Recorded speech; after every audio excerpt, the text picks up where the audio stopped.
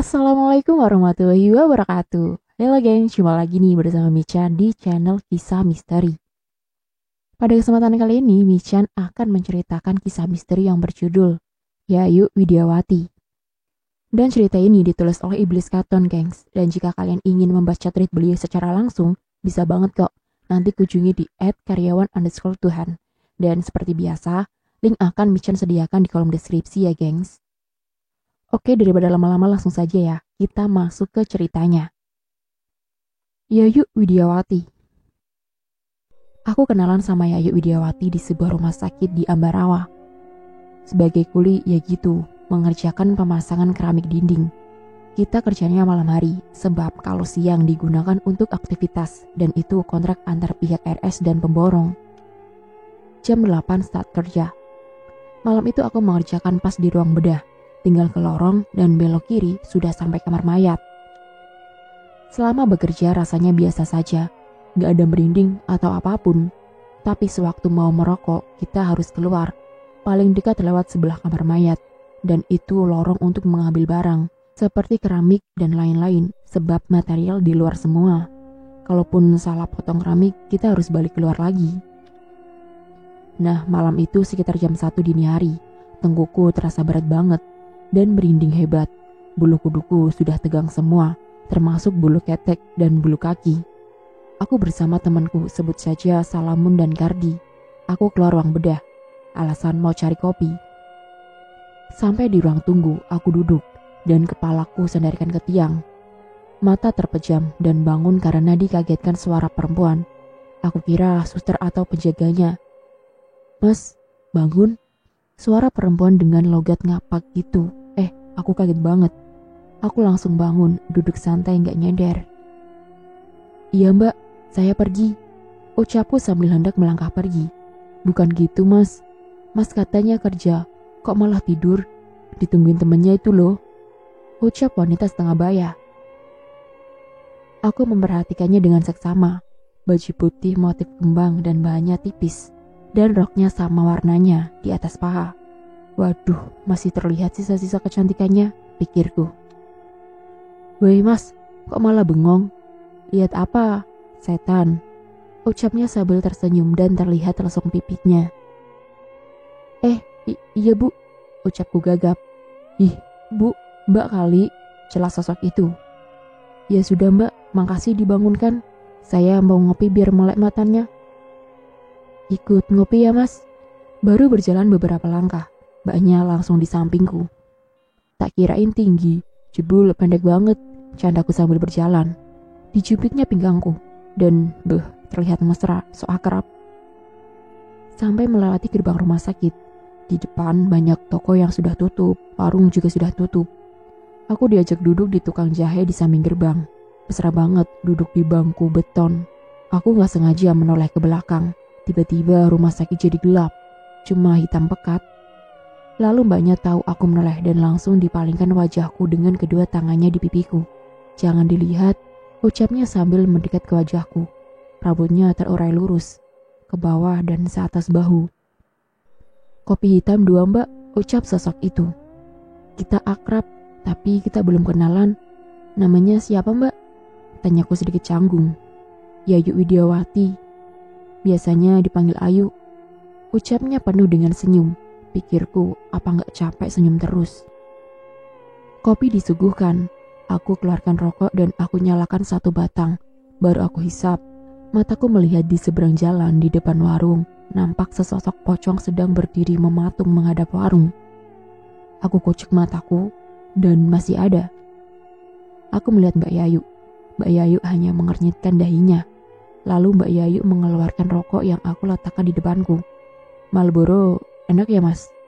Coba 1 ya," ucapnya lalu menyalakannya. "Kalau nggak biasa batuk mbak," jawabku. Sejurus kemudian ngobrol-ngobrol dan Mbak Yayu mulai bercerita tentang kehidupannya.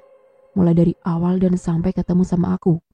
Mbak Yayu usianya 41 saat itu, tapi masih manis saja. Kurus tapi pantas gitulah. Lagi enak ngobrol, Mbak Yayu seketika terdiam dan memandang ke timur. Lama sekali, aku pun menoleh dan astaga naga bener dah. nampak segerombolan dedemit beraneka ragam, bentuk dan warna. Dari kunti merah sampai mbak kun hitam, dari pocong putih sampai pocong abu-abu, dari tuyul kecil sampai tuyul jenggoten. Om Banaspati juga keluarga Darmogati. Juga ada Buto Terong, hidungnya panjang dan gede, yang bikin aku naksir, jenglot tapi gede seukuran boneka. Aku colek Mbak Yayu lalu aku deketin. Lihat apa Mbak? Tanyaku. Mbak Yayu diam saja dan aku gak sabar, aku samperin keluarga dedemit. Aku lihat Mbak Yayu ikut di belakangku, setengah berlari. Sampai di lorong. Jalan buat ambulans langsung ke kamar mayat. Setelahnya sawah-sawah. Ada tembok membatas. Lah kok para dedemit berjubel di sana. Dan sebagian ada yang duduk di atas motor-motor yang terparkir. Setelah dekat, "Woi, pada ngapain?" tanyaku. Mereka hanya diam membisu sambil melihatku dengan tatapan sinis. "Ada yang lihat kita, gimana ini?" teriak dedemit yang duduk di atas motor varioku. "Setan kamu, enak aja duduk di motorku," gertakku sambil mendorong. Arahnya maju sampai hampir tertelungkup. "Sialan," teriak jenglot berjenggot yang aku dorong sambil mengelap jok motorku. "Mas, jangan galak-galak toh," ucap Mbak Yayu sambil meleraiku dari belakang. Dalam dekapannya, tensi darahku langsung menurun drastis. Entah manusia macam apa Mbak Yayu. Usianya yang sudah setengah tua justru terlihat gokil gayanya. Gaya yang mempesona. Mungkin semasa mudanya Mbak Yayu sering tirakatan. Jadi dia masih terlihat seger di usianya yang sudah bau tanah. Rombongan dedemit itu entah mau ngapain. Gak jelas tujuannya. Tapi yang aku takutkan kalau mereka berbuat hal yang tidak diinginkan. Lalu tiba-tiba pintu ruang jenazah terbuka. Dan keluarlah ranjang roda didorong dua perawat laki-laki. Dan di belakangnya ada keluarganya yang sedang menangisi jenazah yang sedang didorong di ranjang menuju ambulan. Aku penasaran lalu berjalan mendekati jenazah tersebut. Dan ketika mau dinaikkan ke ambulans, kain yang dibuat menutupi tersangkut dan terlihatlah jenazah seorang wanita cantik masih muda. Dan saat aku melihat ke keluarganya yang sedang menangis, mataku melihat sosok bergaun pengantin sedang berdiri di antaranya. Aku lihat lagi sosok itu dan kembali ke jenazah. Lah kok sama? Jenazah dimasukkan ke ambulans. "Mas, maaf, baru saja apa sudah lama meninggalnya?" tanyaku. "Baru aja Mas, kecelakaan di jalan baru itu loh. Nabrak L300, ucap Mas perawat. Aku lalu mencari Mbak Yayu. Lah kok gak ada? Tak cari lagi, ternyata sedang mengobrol dengan keluarga korban. Nampak serius ngobrolnya, lalu berjalan ke arahku, dan tiba-tiba tangannya menggandeng sosok bergaun pengantin. Lalu dibawa ke arah ambulans, dan sampai di depanku Mbak Yayu senyum sambil berkata lirih. "Bantuin aku Mas," ucap Mbak Yayu. Seketika langsung aku stop ambulans yang sudah dinyalakan. Keluarga korban langsung mendekati, dikumpulkan sopir dan perawat dan juga keluarganya. "Ini saya bantu sekali Bu, ini belum meninggal sih mbaknya. Beri kesempatan sekali lagi, biar mbaknya merasakan nikmatnya berkeluarga atau menikah," ucap Mbak Yayu, dan seketika keluarga korban terutama ibunya menangis sejadi-jadinya dan jenazah diturunkan lagi pakai ranjang dorong. Dipeluknya sosok bergaun pengantin lalu dibisikkan sama si Mbak Yayu. "Gunakan kesempatanmu dengan baik dan berbaktilah kepada orang tuamu," pesan Mbak Yayu. Lalu sosok itu naik ke ranjang dan masuk ke jasadnya. Bapaknya disuruh azan di dekat jenazah anaknya. Dan selesai mengumandangkan azan, jenazah pun bangun dan berkata, "Terima kasih." Lalu secepat kilat Mbak Yayu meraih tanganku dan mengajak pergi. "Malaikat, terima kasih," teriak ibunya sosok itu. Mbak Yayu jalan terus. "Jangan menoleh Mas, pandang aku saja ya," ucapnya sambil terus berjalan. Dan sampai tempat ngopi, lah kok kopi sudah disingkirkan, dikira nggak bayar. Akhirnya pesan lagi. Si pocong masih berdiri di depan warung makan. "Mas, kira-kira pocong itu lagi ngapain?" tanya Mbak Yayu. "Bentar, aku tanya sekalian beli rokok Mbak," jawabku sembari ngeloyor. Setelah sampai di samping pocong itu, sengaja aku senggol pakai bahu ke bahunya. Dia sempoyongan dan membentur gerobak di depannya. "Kurang ajar," kata pocong itu. "Lah kok ternyata pocong cewek. Aku diam saja, langsung memanggil penjualnya. Dan setelah selesai memberi rokok, aku berhenti di sampingnya pocong itu. "Ngapain di sini, Mbak?" ucapku tidak menoleh dan sambil pura-pura membuka rokok. "Mas, belikan pembalut," ucapnya. "Lah, ambil aja nggak apa-apa," balasku. Lalu aku jalan lagi, sampai di Mbak Yayu. Mbak Yayu tertawa. "Kenapa Mas pocongnya?" tanya Mbak Yayu lirih. "Minta pembalut," jawabku. Mbak Yayu tertawa. Sampai selesai ngopi, aku izin Mbak Yayu mau melanjutkan kerja lagi. Kita berpisah di ruang tunggu yang tadi aku tidur. Mbak Yayu duduk dan aku kembali melewati lorong. Sepi banget. Di kamar pertama yang aku lewati, aku menoleh, jendelanya terbuka. Aku melihat pasien sakit. Aku merasa penasaran. Aku mengintip. Dan betapa kagetnya aku. Di dalam ada pasien berbaring yang sedang ditungguin beberapa genderuwo. Ada yang nangkring di meja, ada yang berdiri, dan ada yang sedang memegangi perutnya si pasien itu. Lalu aku ketok kaca jendela. Lalu semua genderuwo menoleh ke arahku. Lalu lidahku aku julurkan. Sambil berlari, spontan genderuwo pada mengejar. Keluar menembus tembok dan wah, aku semakin kencang. Maksudku hanya mengganggu mereka saja. Dasar demit, ya tetap cepat dia. Hampir sampai di lokasi ruang bedah, kakiku di sliding, dan aku terjatuh, dan terkapar lalu terlentang. Hendak bangun, tapi sosok genderuwo sudah berdiri sambil bertolak pinggang. "Oh, manusia kecil aja kok sombong banget, rasakan nih," ucap genderuwo sambil menginjak perutku. Aku kesakitan luar biasa, kakinya gede banget, gak ada orang yang lewat. Sama sekali gak ada orang yang lewat, hanya aku sendirian di lorong itu menahan sakit yang terasa. "Jangan keroyokan kalau berani," ucapku. Langsung disambut sama dua genderuwo. Aku dibangunkan lalu dihadapkan sama yang gede banget, serem lagi. Nih ada uang 50.000, beli kopi 6 sama rokok," ucapku sembari memberi uang kepada salah satunya. Dan seketika jalan ke arah keluar. "Ngopi di sebelah kamar mayat aja," ucap yang gede di depanku. "Bentar, aku lihat temanku pada kerja dulu, kamu kesana dulu, oke?" ucapku. Aku lalu jalan masuk ke ruang bedah dan melihat kedua temanku sedang bekerja. Lalu berbalik lagi dan sampai di pintu dan mau keluar, sudah berdiri sosok Mbak Yayu dengan senyumnya di depan pintu tepat menghadangku. Tapi sosok Mbak Yayu terlihat samar-samar, seperti halusinasi. Tanpa berkata apa-apa, Mbak Yayu berjalan dan aku mengikutinya dari belakang, sampai di ujung lorong, dan belok ke kiri lalu berdiri memandang sebuah kamar. Aku melihat dari jendela, dan di dalam ternyata sudah ada dokter, dan beberapa perawat sedang mengecek kondisi pasien. Aku belum ngeh, dan aku masih biasa saja. Tapi setelah dokter dan perawat beranjak, dan aku kaget melihat wajahnya mirip Mbak Yayu. Aku langsung menoleh ke Mbak Yayu yang di luar. Masih tetap tersenyum bangga. Dan aku heran. Lalu menunjuk Mbak Yayu yang di luar. Lalu aku tunjuk Mbak Yayu yang di dalam. Mbak Yayu hanya mengangguk. Dan aku lihat lagi ke dalam. Tiba-tiba dari tirai penutup keluar dua sosok orang tampan berjalan mendekati tubuh Mbak Yayu. Semakin aku melihat, lama-lama miris. Kedua sosok itu mengeluarkan sebilah golok yang masih ada bercak darah. Sampai tiba-tiba sosok satunya mengangkat goloknya. Dan aku menggedor kaca jendela. Di sini Mbak Yayu mendekap dari belakang sambil meraih tanganku seperti kode melarangku menggedor jendela. Tapi aku gak mengubris. Aku ketok terus sambil mengejek kedua sosok yang melihatku. Dan aku acungkan jariku memberi syarat agar mereka keluar. Mereka geram dan menuju ke arahku. Aku mundur sambil melepas dekapan Mbak Yayu. Mbak Yayu menangis dan terus berusaha meleraiku. Terlanjur, dua sosok pemuda ganteng membawa golok bernoda darah keluar menembus tembok. "Kenapa kau melarangku?" ucap yang satunya. "Sebut saja Tian Feng."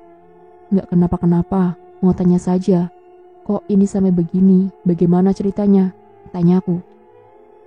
"Dia telah menukar nyawanya dan bersedia mati demi wanita yang diselamatkannya," ucap satunya. "Sebut saja Wu Jing." "Loh, kapan? Kok aku nggak tahu?" tanyaku. "Tadi di sana, di samping rumah sakit," ucap Wu Jing. "Ah, bohong. Siapa saksinya? Ada buktinya, hah? Macam-macam saja. Kamu jadi di demit itu gak usah suka fitnah. Dasar munafik kamu mit, bentakku. Benar, tadi banyak di demit yang melihatnya. Kelah wucing, bohong, bentakku. Tenang saja, gak usah kamu pedulikan. Sekarang aku yang berkuasa atas nyawanya. Dia telah ditumbalkan oleh suaminya, ucap Tian Feng. Ah, kamu tambah gak masuk akal. Di zaman semodern ini, mana ada tumbal-tumbalan, yang ada tambalan ban. Bentakku sambil emosi. Tian Feng hanya selingukan. Gimana anak ini? Ucapnya kebingungan. Lalu tiba-tiba dari lorong berlari cepat bayangan hitam-hitam. Berdiri 5 sosok genderuwo. Pergi gak kamu dari sini? Ini daerah kekuasaanku. Kalau gak pergi, akan kulempar kalian keluar dari sini. Cepat pergi. Ucap genderuwo paling gede yang tadi bersitegang denganku. Awas kalian, lihat akibatnya dari perbuatanmu. Ancam Wucing dan Tian Feng. Aku buka lebar kedua tanganku dan aku tunggu kalian di pengadilan, oke?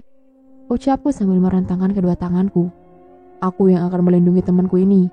Awas kalau kamu ketemu di jalan, tetap tak sikat. Bentak genderuwo yang gede. Udah bos, aku matikan saja, kelamaan. Ucap yang agak kecil. Sambil berjalan mengacung-acungkan goloknya. Awas, lihat aja kalian, ancam si Tian Feng. Aku gak takut, ucap genderuwo yang gede. Lalu rombongan dokter datang dengan ranjang tidur di belakangnya.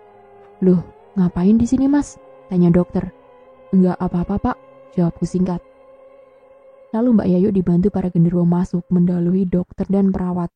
Aku lalu bergegas melihatnya dari jendela. Ketika dokter hendak memegang tangannya Mbak Yayu. Au! Teriak Mbak Yayu langsung bangun. Tubuh Mbak Yayu segar dan dokter juga perawat langsung mundur saking kagetnya. Seketika Mbak Yayu melambaikan tangannya. Hai mas, makasih, ucap Mbak Yayu sambil mengedipkan sebelah matanya. Lalu tanganku digeret sama genderuwo yang gede. Ayo, kopinya dingin, ucap Mas Gen. Dari cerita genderuwo, ternyata si Mas Gen ini sudah tahu dari awal Mbak Yayu akan meninggal dunia karena makhluk halus. Sebab Mbak Yayu terlihat bercahaya waktu kejadian di ambulan. Makanya Mas Gen mengikutinya dan menjaganya. Lagi asik ngopi di pagi buta, jam 3 hampir subuh. Dari dalam kamar mayat terdengar suara. Mas, tolong hidupkan aku. Suara dari dalam kamar mayat. Udah berapa hari? Tanyaku. 3 hari mas, jawabnya. Gak bisa, udah busuk, ucapku.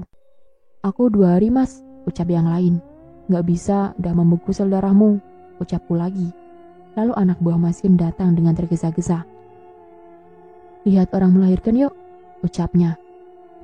Gak usah, jawab Mas Gen. Ya sudahlah, mas, minta uangnya 5.000, ucapnya. Aku kasih 10.000, lalu dia hendak pergi. Mau beli apa lagi? Tanya Mas Gen. Beli kuaci, jawabnya langsung pergi. Pagi menjelang hampir jam 5, Mas Gen pamitan lalu pergi menghilang bersama rekan-rekan. Siangnya aku tidur, kira-kira jam 11 siang aku ditelepon sama pihak rumah sakit bagian informasi. Aku disuruh datang. Aku kira, wah, dikomplain nih kerjaanku.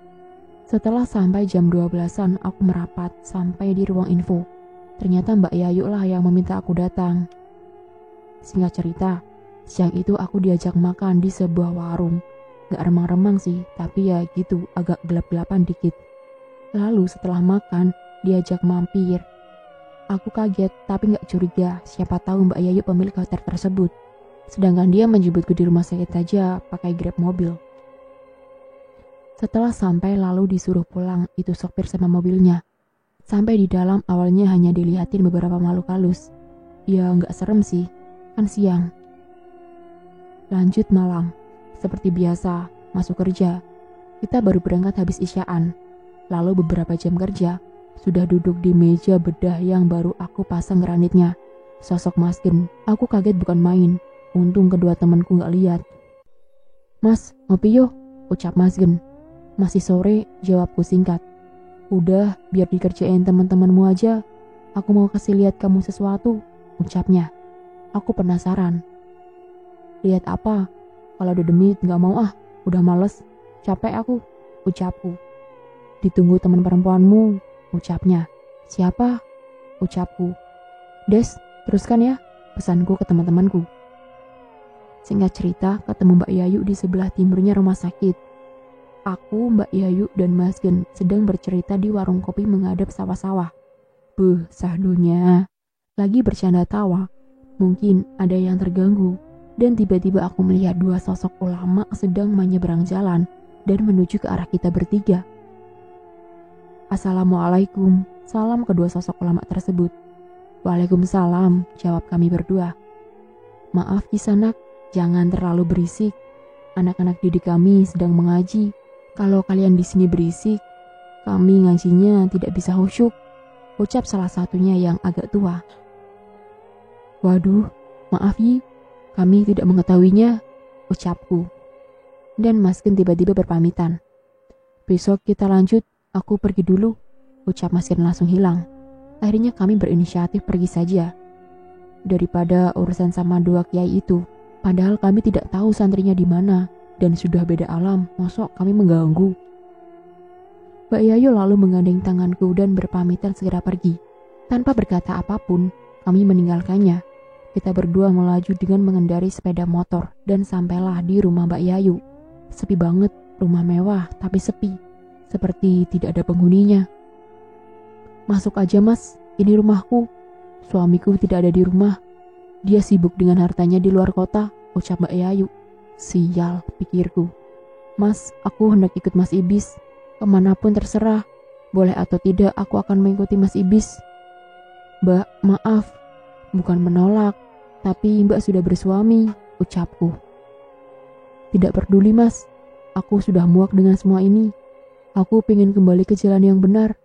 Aku ingin merubah takdirku bersamamu. Bahkan di madu sekalipun aku tetap mau menerima Mas, kata Mbak Yayu. Aku dekati, lalu aku peluk sambil berjalan ke teras depan rumah. Lalu duduk di kursi berhadap-hadapan. Lihat dirimu, kecantikanmu, keberadaanmu sangat diharapkan orang lain. Tenagamu berguna untuk banyak orang. Cintamu kepadaku tidaklah penting dan perlu diketahui Mbak. Mbak Yayu orang baik, jangan jadi orang jahat. Seandainya Mbak Yayu ingin ketemu aku, gampang, tinggal telepon saja. Mungkin saja suaminya Mbak belum terbuka hatinya dan belum mengerti tentang cinta dan mencintai, ucapku sambil membelai rambutnya. Dengan penuh derayan air mata, Mbak Yayu memelukku dengan tangis yang menjadi dan pelukan yang sangat erat. Lihat ini, mata yang sempurna. Sambil aku pegang pipinya kanan kiri, lalu aku kebelakangkan sedikit agar terlihat. Bibir yang... siapa yang kira-kira mampu menolak keindahan wajahmu, Mbak? Kecantikanmu menjadi pesonamu. Kayak gini, mau Mbak buang sia-sia? Jangan sampai jatuh kepada yang salah, Mbak, ucapku lagi. Tapi aku mencintaimu, Mas, ucapnya dengan suara serak-serak lirih. Aku paham, Mbak. Pertama mungkin bukan cinta, tapi hasrat. Kedua suka, dan ketiga baru cinta. Mbak Yayu baru kenal 2 hari 3 malam, kok cinta? Itu namanya kagum, dan rasa kagum itu akan hilang setelah aku pergi dari sini, Mbak. Percaya saja, sebelum menyesal di kemudian hari, ucapku lagi. Baru mau beranjak bangun, tiba-tiba terdengar banyak suara tangisan, dan itu sangat jelas. Aku kaget dan lalu berkata kepada Mbak Yayu. Mbak Yayu pun menjawab, ia juga mendengarnya. Seketika terlihat banyak sosok rombongan genderuwo. Sialan, malah pada ngikutin, ngapain woi? Ucapku agak keras. Aku terharu, Mas. Kamu sungguh bijak, Mas. Angkat aku jadi muridmu, Mas, ucap Mas Gen. Gak cukup berasku di rumah, ucapku. Malam itu Mbak Yayu merasa kecewa, dan setelah para genderuwo pergi, baru mau pamit pulang, tiba-tiba datang sepasang suami istri mencari Mbak Yayu. Setelah salam dan dipersilahkan masuk, ditanyalah maksud dan tujuan keduanya. Kopi pun disuguhkan. Jadi ngopi lagi kan? Maaf Ibu Yayu, saya datang ke sini karena ada yang memberitahu kalau kemungkinan Ibu Yayu sekeluarga mampu memberi jalan keluar kepada keluarga kami, ucap ibu itu, sedangkan suaminya diam saja. Iya Bu, ada ruwet bagaimana dan apa yang bisa saya bantu, ucap Mbak Yayu. Saya kesini minta tolong dibantu agar keluarga kami keluar dari kemiskinan. Saya pengen melakukan perjanjian dengan setan, ucap ibu itu sambil menangis. Oh iya Bu, Apa ibu sudah siap dengan segala resikonya dan menerima apapun yang disepakati? Ucap Mbak Yayu. Aku baru ngeh, ternyata Mbak Yayu bisa menyalurkan antar dimensi, ritual pesugihan. Lalu ibu itu terus memaksa, apapun risiko dan caranya, harus bisa menjadi kaya. Ibu siap, siapa yang mau diwadalkan? Tanya Mbak Yayu. Saya ada anak 4, Bu. Kalau bisa yang bungsu saja, ucap ibu itu. Lalu Mbak Yayu berdiri dan meraih tanganku lalu diajak ke belakang. Ibu, tunggu sebentar. Silahkan diminum dulu kopinya, Bu. Ucap Mbak Yayu lalu menggandeng tanganku dan masuk ke belakang. Kita lupakan sejenak pasangan suami istri yang sedang berpikir. Tahu-tahu aku digandeng menuju kamar Mbak Yayu. Aku kira mau ambil apa atau demit apa gitu. Malah aku direbahkan di kasur. Mas, layani aku dulu dan itu syaratnya, ucap Mbak Yayu sambil melepaskan pakaiannya. Kenapa harus aku, Mbak? Kenapa harus syarat ini? Kan gak ada hubungannya sama aku, ucapku. Iya mas, emang gak ada, tapi harus ada hubungan suami istri terlebih dahulu. Biarkan yang di luar berpikir, dan biasanya suami yang melayani. Kalau sekarang suami sedang di luar kota dan apa boleh buat, Mas Ibis pengganti suami, ucap Mbak Yayu yang sudah bugil langsung naik dan seram. Masa iya kudu kayak gini, Mbak? Palingan juga cuma akal-akalan Mbak Yayu aja kan, ucapku dengan gagap. Jantung berdegup kencang. Enggak mas, bener ini harus mas, ucapnya lirih di telingaku. Kalau mas kasihan kepada yang di luar sana, lakukan dan nikmati aku mas, maka kebaikanmu akan dibalas Gusti dan malaikat, ucapnya lirik sambil berusaha melepas pakaianku. Ini kalau aku tolong, aku masuk neraka. Kalau nggak aku tolong, kok rasanya kasihan, pikirku. Singkat kata, keluar dari kamar dan menemui pasangan suami istri.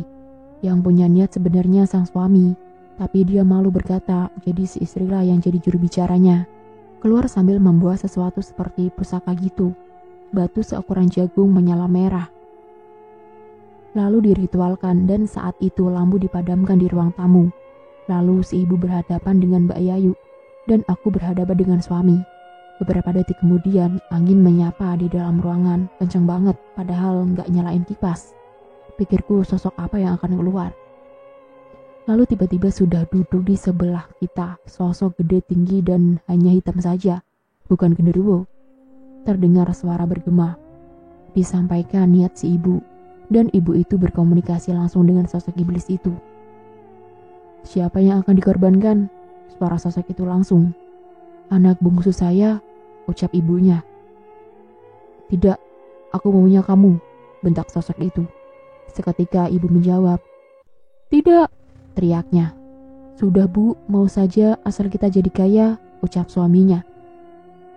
Aku mati kamu bersenang-senang, bentak istrinya dan langsung lari keluar sambil menangis. Lalu dikejar sama suaminya, tanpa mengucap salam dan berpamitan. Sepertinya si istri kecewa berat. Lalu aku berkata, kalau aku mau kaya bisa jin, ucapku. Bisa, siapa yang mau kamu tumbalkan? Ucapnya. Mbak Yayu, kataku bercanda. Apa? Teriaknya sambil memelukku dan merebahkanku. Dahlah, susah, ucap sosok itu dan hilang. Gimana mas? Aku yang mau kamu tumbalkan dengan peliharaanku sendiri, ucapnya lirih. Bercanda, jawabku. Kalau memang masnya ikhlas, aku ya ikhlas mas. Berkorban demi kamu, orang yang terakhir aku cintai, ucapnya. Lalu dinyalakan lampu dan ditutup pintu depan. Dan bersambung. Sekian, sampai di sini dulu ya gengs cerita dari Yayu Widiawati ini. Dan untuk kelanjutan ceritanya nanti akan Michan bawakan di part yang selanjutnya ya gengs. Jadi tetap pantengin terus nih channel Kisah Misteri, oke?